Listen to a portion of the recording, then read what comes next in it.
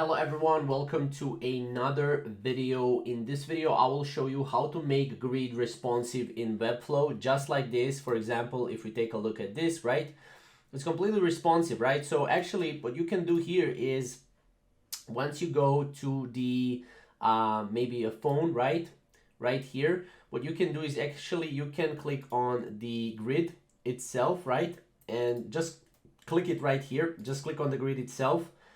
Go to this edit grid, and then as you can see you will have this. So right now you can actually switch to your mobile, right? And you can do the same obviously on mobile if you want to do it on mobile, right? So for example like this, and then hit the icon, right, that I'm going to hit right here. So just this icon, and then here what you can do is you can play around with rows, right? For example, you can add 2 rows, right? So let's say I add 2 rows, and then if I add 2 rows, I can go here and delete these 2 rows, right?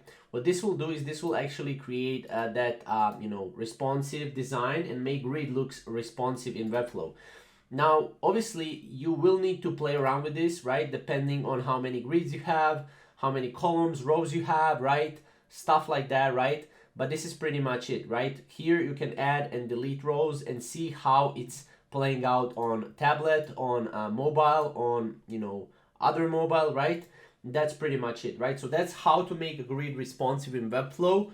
It is very simple, easy, but sometimes, a lot of people get confused with, when should they actually go and create another row.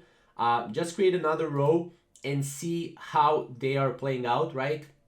How your elements are playing out, and that will pretty much help you. So hope this video helps, and yeah, if you have any questions, comment down below, and we'll see you in the next video. Thank you guys for watching.